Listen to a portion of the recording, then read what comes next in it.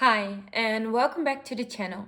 Today we're going to talk about, can you stretch it? Now, for years, I was frustrated because I couldn't get into a good lotus pose. I couldn't do full mukhasana. I was practicing for over 10 years and I couldn't see any improvement. That was until I came across the concept skeletability. Now, skeletability is basically revolved around how your bones, so your skeleton, affects your end posture or the end point of your posture, so the point of compression. Now, how does this work? To break it down, we are going to look at tension and compression. Now, tension is the resistance of your muscles to being stretched, which can restrict any further movement. Tension can occur in either your muscles, your ligaments, your tendons, your skin, or your deeper connective tissues. Tension limits your range of motion, yes, but you can release this by stretching, relaxing the muscles, and stimulating hydration and relaxation of the connective tissues. You will be over time, with practice, able to improve the range of motion that's limited by tension. Now, the actual end of your range of motion, that is compression, and then mainly bone-to-bone compression. Compression is when two parts of the body come into contact with each other, and this restricts further range of movement, or not even restrict, it just makes further range of movement impossible. There are three types of compression. Now you have bone-to-bone compression, which is also known as hard compression. Then we have soft tissue to bone connection, which is known as medium compression. And then we have soft tissue to soft tissue compression, which is known as soft compression. Now let me give you a few examples. So for example, you might be blessed with a larger chest and bigger thighs, and when you fold forward, your chest hits your thighs, and that's the point where you stop. Now you'll have soft tissue hitting soft tissue, or flesh hitting flesh. That's our soft compression. Then medium compression is when, for example, your bone hits your flesh. This quite often happens, for example, around the pelvis, because sometimes the size of your thighs and the shape of your pelvis will form a point of compression. Take, for example, in child's pose. Then lastly, we have hard compression, which is bone-to-bone compression, the ultimate end of your range of motion. This is when bone meets bone, it's firm, it's solid, it's final, you feel it, you're done, it's basta, finito.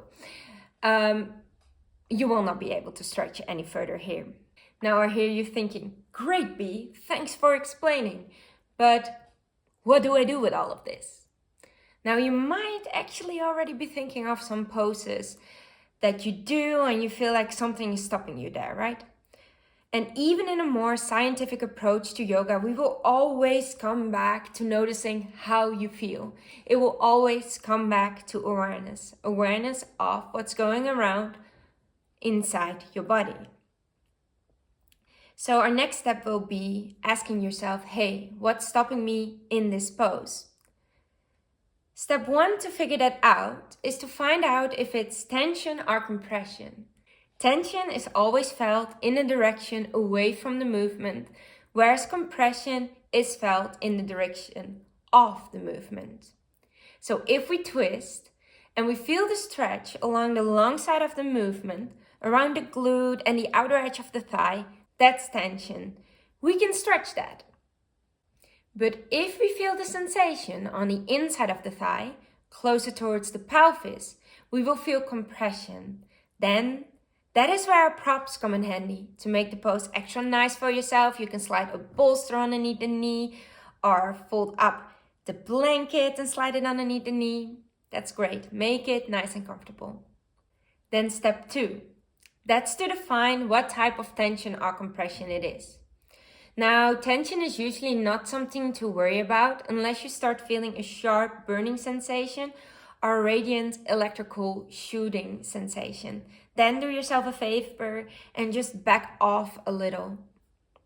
If it's compression, the sensation on the short side of the movement, become aware of what type of sensation you are feeling. Now, soft compression is usually not painful. It's just a soft, squeezy feeling, usually spread over a large area of the body. Whereas medium compression, it might be a bit uncomfortable and a bit pinching, and it would be good to just back off a little.